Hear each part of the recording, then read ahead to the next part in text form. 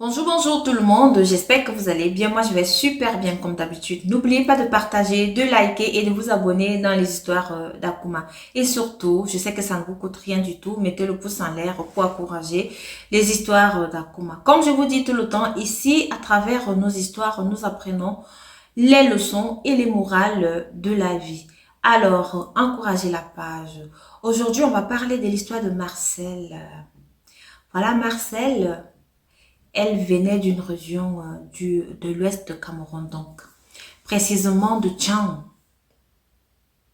Marcel, elle me dit, tu sais, c'est vrai, on a fait le lycée ensemble, mais après le lycée, on ne s'est plus revus. J'ai vécu tellement de choses. J'ai dit à Marcel que oui, raconte. Tu sais que j'ai une chaîne YouTube.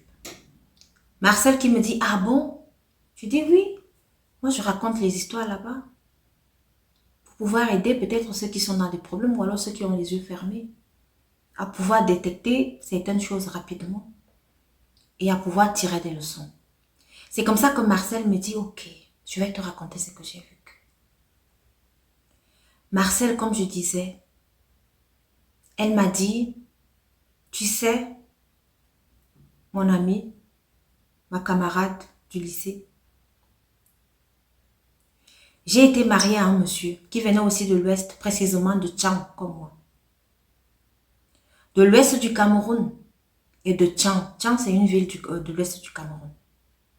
On a été mariés tellement on s'aimait, tellement je croyais en lui.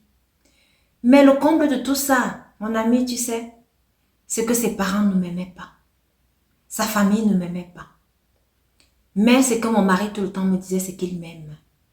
On s'est mariés, malgré tout. On a construit notre maison ensemble. À un moment donné, j'en ai fait des jumeaux. Mon mari m'a dit, tu sais, comme tu as fait des jumeaux, il faut rester à la maison pour s'occuper d'eux. Elle me dit, comment est-ce que tu appelles ta chaîne? Je lui dis, ma chaîne c'est Histoire et vie d'Akuma. Elle me dit, je vais donc t'appeler Maman Akuma. Je lui dis, ok, il n'y a pas de souci. Elle dit, Maman Akuma, tu sais, lorsqu'on a construit notre maison, je suis entrée là, je me suis occupée de nos enfants. Mon mari, il a commencé à sortir. Il sortait, il entrait. Il rentrait quand il voulait. Le problème, c'était que je ne pouvais même pas me plaindre. Je pouvais aller me plaindre chez qui?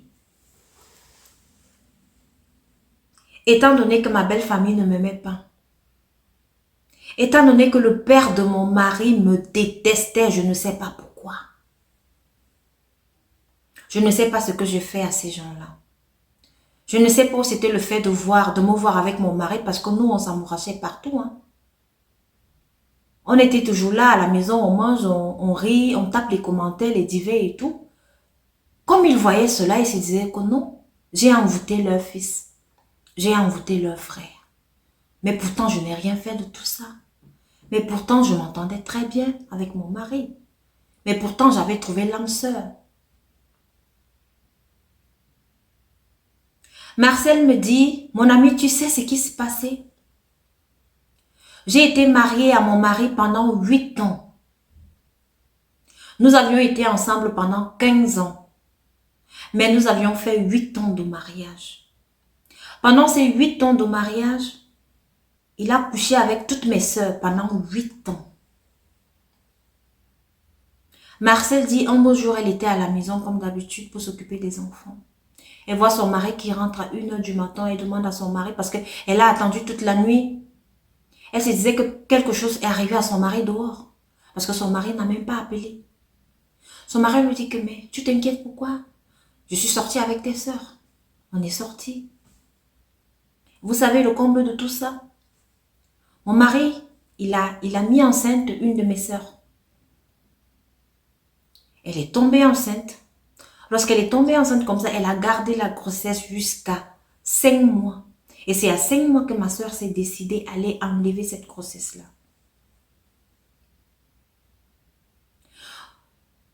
Toutes les autres, il en a couché avec.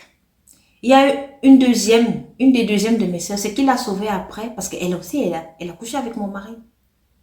Mais ce qui l'a sauvée après, c'est qu'elle a rencontré un autre monsieur. Aujourd'hui, elle est fiancée. Le monsieur dit qu'il va l'épouser. Mais je ne peux pas dire à ce monsieur-là que ma soeur que tu vois là, elle m'a tuée intérieurement. Et là, elles ont couché toutes avec mon mari. C'est comme ça que je me suis écriée. J'ai dit, Marcel, ça c'est quel genre de sœur? Ta propre sœur, on peut peut-être dire une seule. Mais toutes les quatre. Mais ton mari, mais lorsqu'il le fait, il pense à quoi? Marcel me dit, tu sais mon ami, ou chez qui est-ce que je vais aller me plaindre? Je ne peux pas me plaindre dans ma belle famille. On ne m'aime pas là-bas. Marcel, elle est en pleurs. Marcel, elle dit, elle n'en peut plus. Et lorsque son mari est encore enceinte, la cinquième de ses sœurs, c'est là où Marcel, elle a dit, ça c'est la goutte d'eau qui a débordé le vase. Je m'en vais. Elle a pris ses jumeaux, elle est sortie de la maison, elle est partie chez ses parents. Elle rentre où? Là où toutes ses sœurs habitent dans la maison familiale.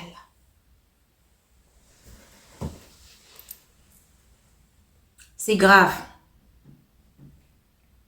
Marcel aujourd'hui, elle me dit, mon mari vient tout le temps, il me demande de rentrer dans le mariage. Il me demande de revenir, il me supplie, il se met à genoux que je dois revenir avec les enfants, qu'il m'aime. Marcel dit qu'elle ne sait pas quoi faire. Mais en même temps, Marcel me dit, je ne veux pas rester ici, je ne veux pas qu'on s'occupe de moi. Je veux rentrer chez mon mari. J'en souffre. Et vous savez, Marcel, on s'est retrouvés comment? On s'est retrouvés sur Facebook. Et c'est là où elle commence donc à me raconter ses devoirs. Elle m'a raconté son histoire pour que je demande votre avis ici. Qu'est-ce que Marcel doit faire? Comme si cela ne suffisait pas. Son mari aussi a commencé à sortir avec la fille du bailleur d'à côté. Parce que le bailleur d'à côté, lui, il a construit ses appartements. Et dans l'un des appartements, il a mis sa fille. Marcel et son mari, eux, ils ont construit leur grande maison à côté, donc ils sont juste à côté. Son mari aussi a commencé à sortir avec elle. Jusqu'à elle aussi, elle est tombée enceinte de mon mari. Donc Marcel, elle est à bout. Mais elle veut retourner sur son mari. Moi, ce que je peux dire à Marcel aujourd'hui, c'est que mais ce monsieur-là, il ne te veut pas du bien. Hein? Ce monsieur-là veut ta mort. Donc, il faut faire attention. Tu as une paire de jumeaux. Quelqu'un d'autre peut te revoir ici dehors. Quelqu'un d'autre peut te prendre. Je sais que l'amour est parfois fou. Hein? Je sais que l'amour, c'est quelque chose d'inexplicable. Je sais que l'amour nous fait parfois faire des choses qu'on n'arrive pas à comprendre et qu'on n'arrive pas à expliquer soi-même. Mais voilà l'histoire de Marcel. Comment vous pouvez vivre cela? Qu'est-ce que vous pouvez dire à Marcel, s'il vous plaît? Écrivez en commentaire. Marcel est en pleurs. Moi, je ne sais pas comment je peux l'aider. Mais je lui ai dit de ne pas repartir. Je lui ai dit de chercher un travail.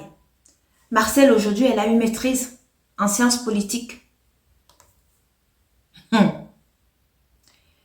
Je lui ai dit, mais comment tu as une maîtrise en sciences politiques? Ton mari, il travaille. Ça veut dire aussi qu'il a des relations. Mais saute sur l'occasion. Tu lui dis la condition pour que je rentre. C'est qu'il te trouve un travail bien rémunéré. Alors, lorsqu'il te trouve le travail, tu loues ta maison, tu sors d'abord de chez tes parents, tu loues ta maison où tu vas vivre avec tes jumeaux. Et après cela, tu ne rentres pas chez ton mari. Après ça, tu demandes le divorce. Moi, c'est le seul conseil que je peux donner à Marcel. Hein. Je ne peux pas lui demander de rentrer là-bas. Non. L'infidélité, c'est quelque chose. Je n'encourage pas non plus le divorce. Mais ce genre d'infidélité-là, si au moins on pouvait dire non, il a trompé avec une seule personne, on allait comprendre.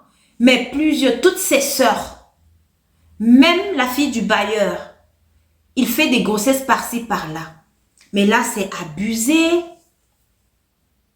Mais là, c'est grave. Ça veut dire qu'il ne se protège pas. Ça veut dire qu'il peut amener des maladies venues donner à Marcel. Et vous savez, chez nous, lorsque quelqu'un commence une maladie, on va dire que non, c'est du traditionnel. Pourtant, la personne est infectée. Pourtant, la personne a par exemple le HIV ou alors la personne a une autre maladie sexuellement transmissible.